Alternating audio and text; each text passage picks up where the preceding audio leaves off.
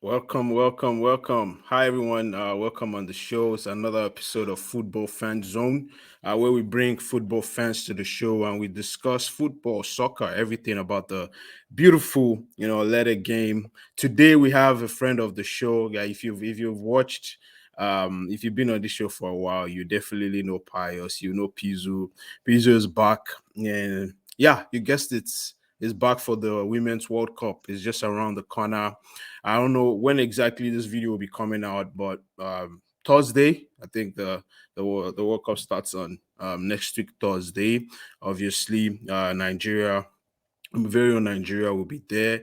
We also have South Africa, Zambia also flying the flag for African teams. So yeah, we're here to talk about the World Cup, and specifically talk about Nigeria, the preparations leading up to the World Cup, our chances, um, in something that is almost like a group of deaths. So yeah, Pius, how you doing, man? How you doing, Pizzo? Yeah, I'm doing all right, man. Doing all right. Thanks for having me again. Good, nice to be here. So let's get cracking. The Women's World Cup is about to start, as you mentioned. Excitement, anticipation. Yeah, I think we're good to go. So let the games begin. Yeah, let the games begin. About Nigeria, our first game is against Canada, of course, one of the powerhouses of the women's game. It doesn't get tougher than that. Go ahead. Yeah, I was just about to say absolutely. It doesn't even get better than harder than that. Canada is the coming into this tournament. They're the Olympic gold champions. Like so, they're coming in with confidence. A mixture of experience and youth. They are coming into the tournament with the joint oldest player with Nigeria as well. That's their striker Christine Sinclair. You know, 190 international goals, almost over 300 caps. So it's not going to be an easy one as well. So it's going to be very tough one for Nigeria. Just ah, I don't know, man. I don't know. I'm just trying to be, as optimistic as I can be. I'm just, trying to look at how and where we can, see the light, where we can at least maybe get a point or even possible defeat them. It's going to be very tough for the Super Falcons. So the thing is, Canada, we've played them recently in some friendlies. We've got a draw against them, so we know each other. They know us, and we know their strengths and weaknesses as well. So I'm just hoping that that day the coach will just go in there with the right approach. I think keys when you're looking at Nigeria and Canada, player for player, of course, Canada is better than Nigeria. So I think what will be key for Nigeria that day will just be the coach gets going into the game with the right tactics. Yeah, And the thing is, and one thing I want to like to mention is that both Nigeria and Canada, both of them are going to be missing key players for that particular game. So Rashida Tajibade, whose goal qualified Nigeria for this World Cup, is suspended, so she won't be available for that game. And then there's the Canadian forward Jenan Becky. She's also injured and she's out of that game as well. So it's well, hmm. what can I say? The odds are obviously not in Nigeria's favor at all coming into this tournament. The preparation from Nigeria, chaotic, Yeah, disgraceful. we'll get to that. We'll get to the All right. preparations. So you touched on Rashida Ajibade being out, obviously suspended. I think she got a red card in the Afcon games, Con- so she'll be missing some of those games. Yeah. How do you expect us to line up? Especially our attack. That's one very big headache because when you have a lot of good players, it's a good headache to have. But also, there's been a talk of what's the best combination up front. If it was left to you, who would you like to see? Maybe Pierre, Aziza Oshola up front, or maybe Aziza Oshola plays off the wing, or she plays a number 10 role. How exactly do you think we're going to line up against Canada? That's a very tough question. So many people have been pondering so many permutations. Like you obviously mentioned, the front line, of course, has to have a Shola in it, either as a striker or playing off the wings. She's definitely going to be there. So the question is who is going to partner her and who's going to support her. So those are the questions. There are so many various options. There's this youthful exuberance in that forward line. So there's Gift Monday, who did creditably well in the AFCON. In fact, due to her AFCON performances, she got a move to a Spanish club. So that's someone that the coach could be looking out to. There's also Uche Nakano, also came off the bench in the AFCON and also gave a good account of herself. And then there's the old name Desire Okpanozie, who has also come back to the team after being out for a period of time. So there's that mixture of youth and experience in that front line. So for me personally, I think the coach should go for a more youthful attacking lineup. I think he should go with Gits Monday and Uchenna Kanu partnering Ashish Joshua. That's if the coach is going to play 4-3-3 formation. So it all depends. And another thing that also comes in is the formation the coach is going to use.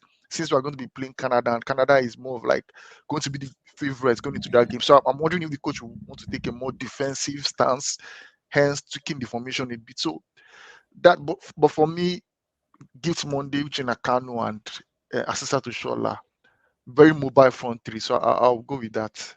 Yeah. So of course, a lot has been made about our coach lack of tactical awareness. So moving to the World Cup, obviously we know how good these teams are. Their coaches are very good, and you cannot afford any slip off. So in terms of our coach, do you think he's ready to rub shoulders with the best of the best at the World Cup? Of course, we'll be playing Australia, we'll be playing Canada, and do you think he has it? We saw his performance at the at the AFCON, and a lot of questionable decisions that he has made. From then to now, have you seen any improvements? What should we expect from him?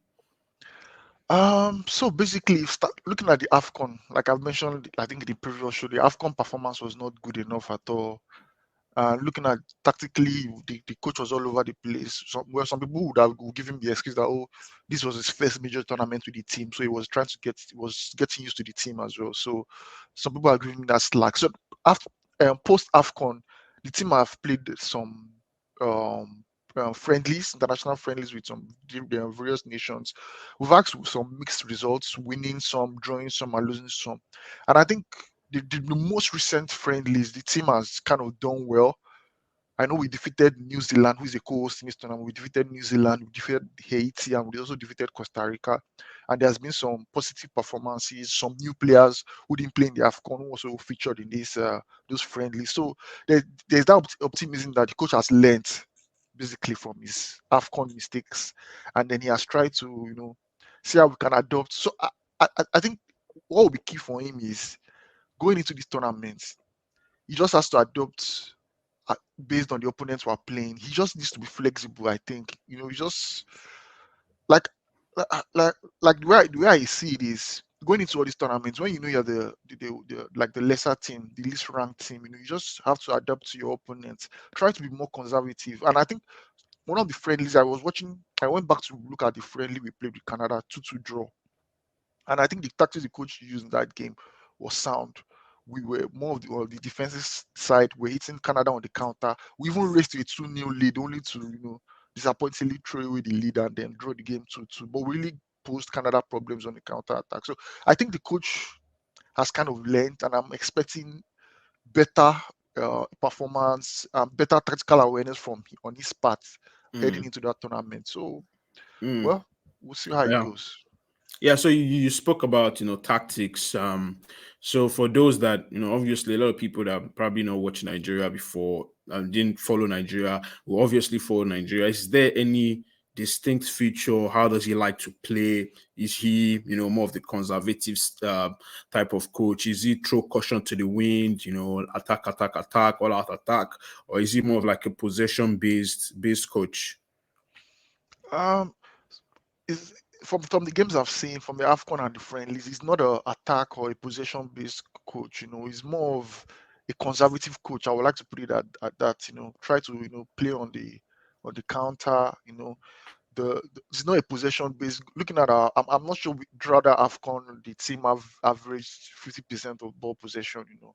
We're more of conservative, allowing other teams to play, and then trying to pick our passes and then trying to hurt the opponent on the counter attack.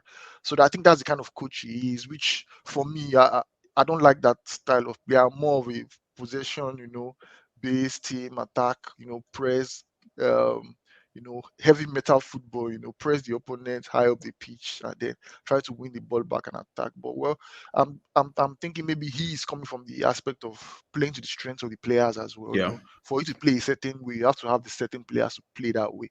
So I'm thinking he is adapting to that particular style of play based on what he has available to him.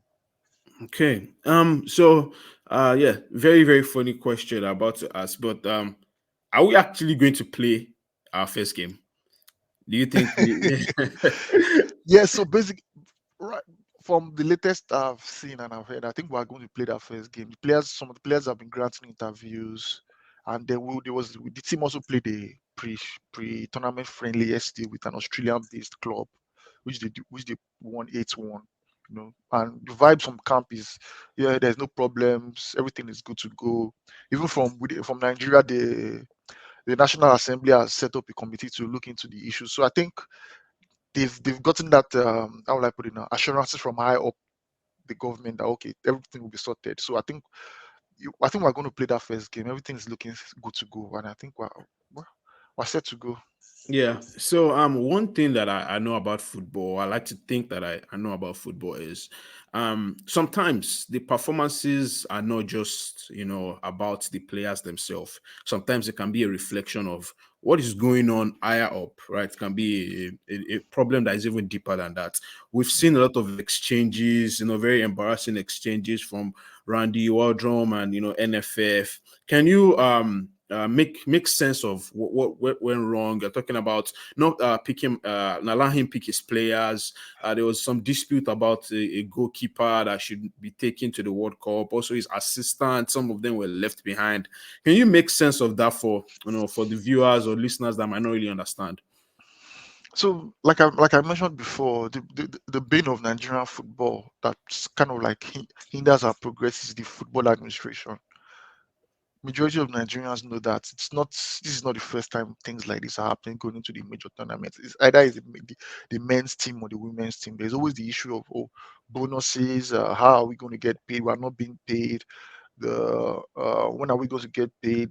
Oh, I cannot speak up. If I speak up, I'm going to be sent out of the team. It's things like this will always raise head when the administration of the game is not good. So basically, in this scenario now, so from what there will always be speculation. We can't really know the real truth, but from what has been going from the back and forth between the coach and the federation. So some people have said is that there's been a change in the head of the federation. A new president has come in, and he was not the one that appointed this coach. So the friction has already set in there. The coach has there's this adversarial relationship that, oh, you're not my man. I don't want to work with you. I see you as someone that that is not good enough for the team. So that has already set the stage for some kind of like a rancorous relationship between both of them, which I feel shouldn't be the case. If you're not fine with him, let them concentrate on the World Cup. At the end of the day, they are representing Nigeria and want Nigeria to do well in the tournament. So why don't you keep that aside?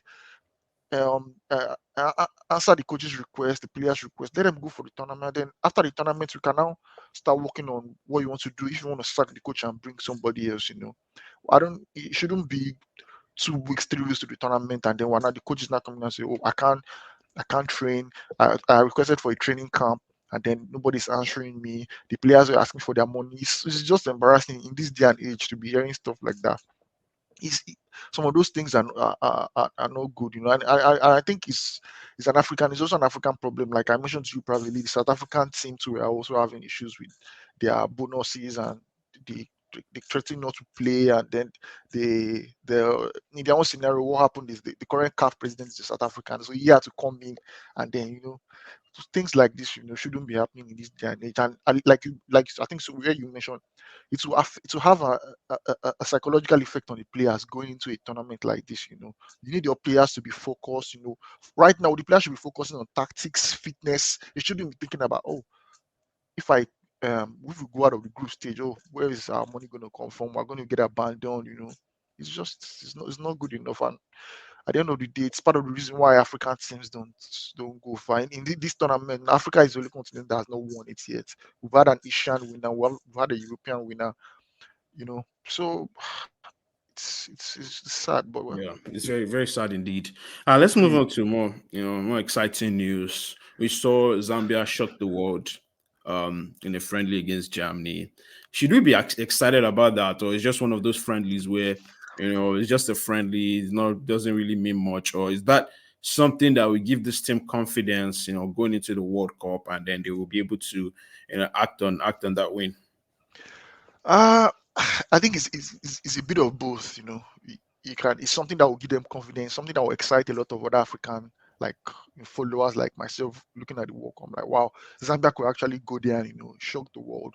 But you also look at it from the angle of, oh, it's just a one-off pre-tournament friendly game. You can't really read meaning into it. But by that game they played against Germany, where they defeated Germany 3-2, they've also played some other games. They played with Ireland in our group, playing at I think a 3-3 draw. So there's a team, there's a pattern around that Zambian team. Their attack line, very fast, very pacey. They're going to be a threat for so many of their many teams going into the tournament. So their their forward line is looking very exciting. Like I mentioned, they have two top forwards, who are also featured in like the top 100 players going into the tournament, Barbara Banda and Richard Kundunaji. So Zambians are excited, Africans are excited, but I was looking at their group this morning, the Zambian team, and I just have my doubts if they will be able to qualify. But well, like I mentioned to you before as well, this tournament has given a chance for third best list teams to qualify. So maybe that will help them as well. But looking at their group, they're in a very tough group. Spain, Japan, those are two heavyweights in women's football. Japan, former winners, Spain currently doing very well in the European scene as well. So we'll see how it goes. But one thing is for sure, the Zambian team is going to they go. They're not right from time. Either the male team and the female team, they go into tournaments with no fear. They're going to give those other teams as well. They will make sure that their presence is felt as well. But at the end of the day, I just feel they might come short. But we'll see how it goes. I really wish them the best of luck. Yeah. So, moving on, let's talk about the Moroccan team. How preparation has been up with that team, and they're also in a very very tricky group as well. They have Germany, South Korea, and Colombia in their Colombia. group. But it's still a lot better. But what do you think their chances are? And what should we expect from them? So basically, I think out of the African teams, the Moroccan team has been the team that's had like a rancor-free preparation going to the tournament. They've not had any issues around bonuses, payments, or and all. They've gone on about their business quietly, played their pre-tournament friendlies as well. The results have been kind of mixed, but well, we'll see what they will do. But like I mentioned to you in the previous show, they had a very good AFCON tournament. They came runner up in the tournament, and they have some exciting players. And like I mentioned, their coach. I think one thing that will put them in good stead in this tournament is their coach. Their coach is a veteran in women's football. He has won the Champions League with Leon 2018, 2019, so back-to-back women's Champions League. So that's someone that has pedigree when it comes to women's football. And I was reading his interview where he was saying that Morocco, even though Morocco, this is going to be their maiden appearance in the tournament, their debut in the tournament. They are coming into the tournament with no fear at all.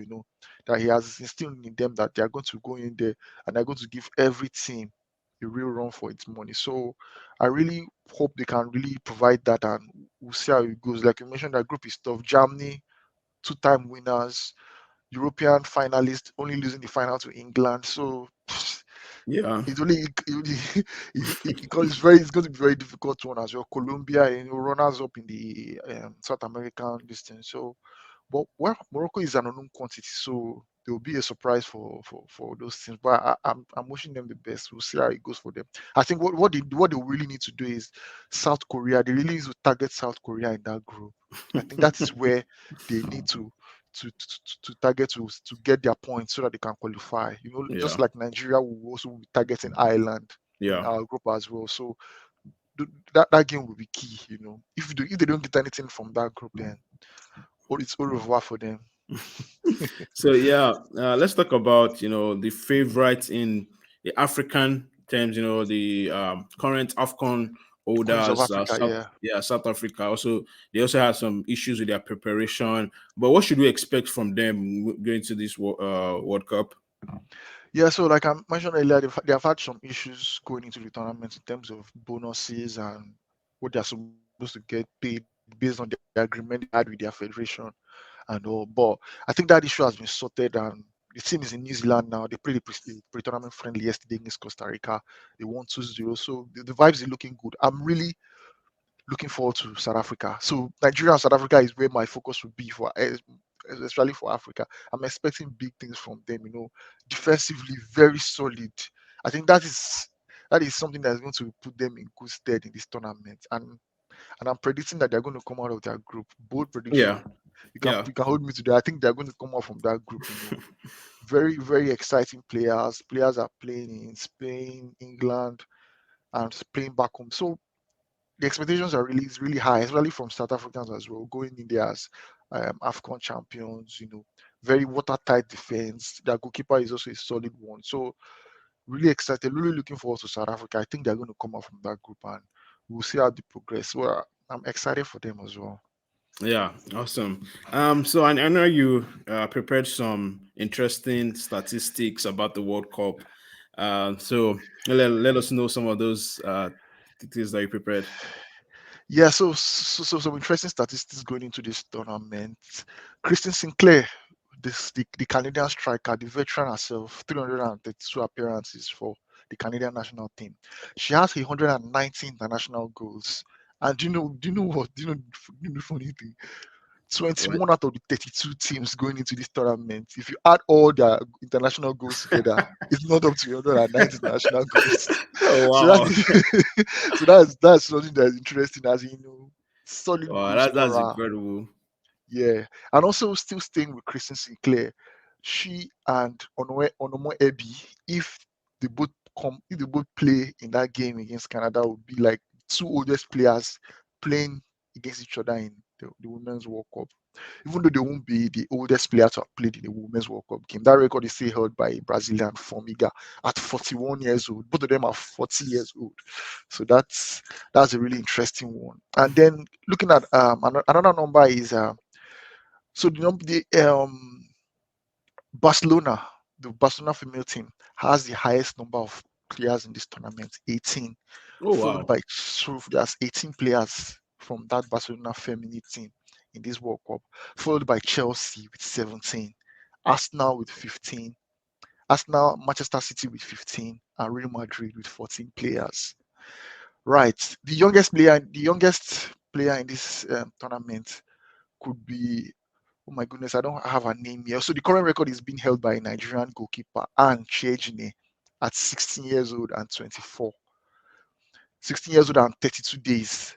But a player from, I think, Philippines or so is going to come, if she makes her appearance in her opening game, she's going to break that record at 16 years old and 24 days.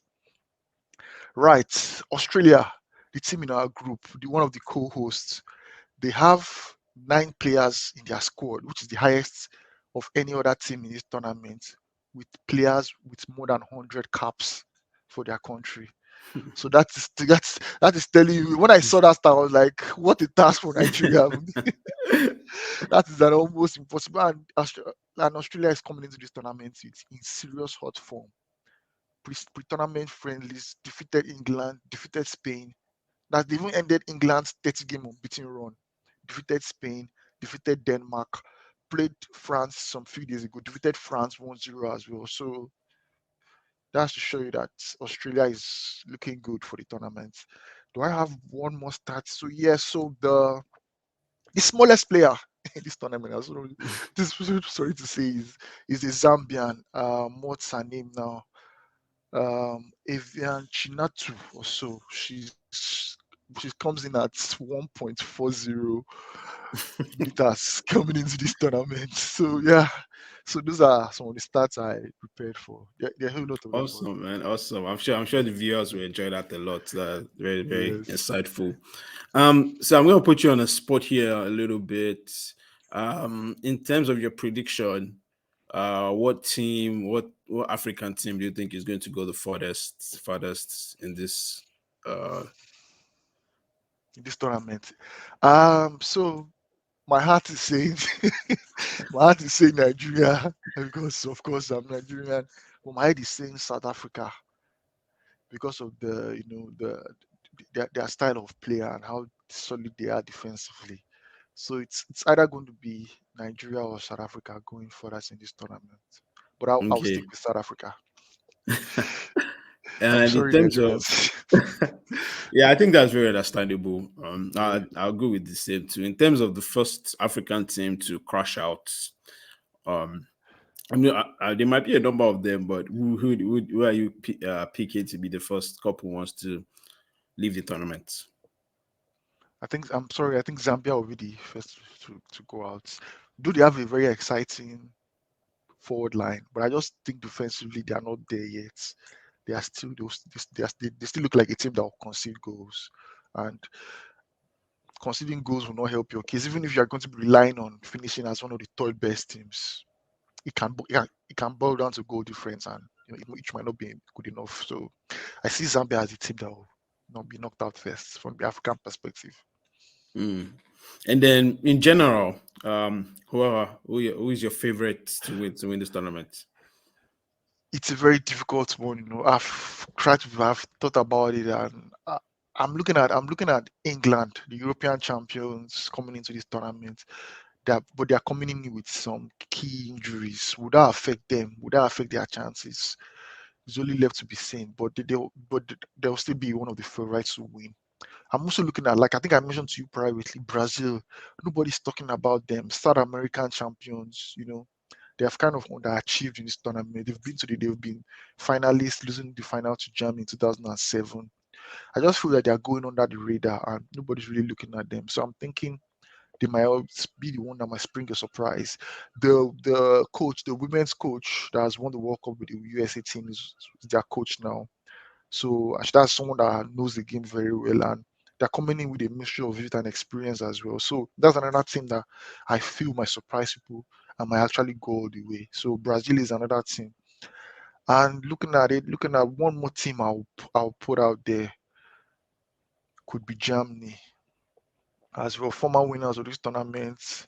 They are not coming into this tournament. There's a lot of disappointments coming into the tournament based on their loss to Zambia in pre-tournament friendly as well. So, but when it comes to the main tournaments, Germany always knows how to deliver the goods. So I'm looking at those three teams. I think the winner will be one of those teams. People will be surprised that wow, you didn't mention the USA.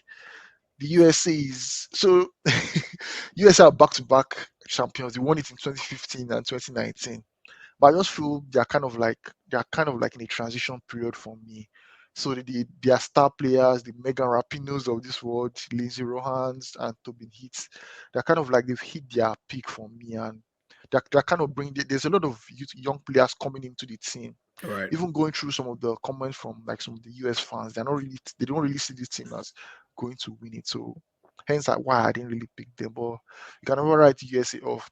They are just when it comes to women's football, they're up there. Yeah, absolutely. Four-time winners. Absolutely. So we don't have enough time, but I think this was very, very packed. Of course, we before during the World Cup, we'll also have a show to review some of our performances. Hopefully, be positive ones in there. But Hopefully. yeah, man. Thank you so much, Pizu, again for answering the call to join us. Was always have a nice time together. Thank you so much for having me. Guys, make sure you support the channel, like, comment, all that good stuff, and then we'll see you in the next one. Thanks, everyone.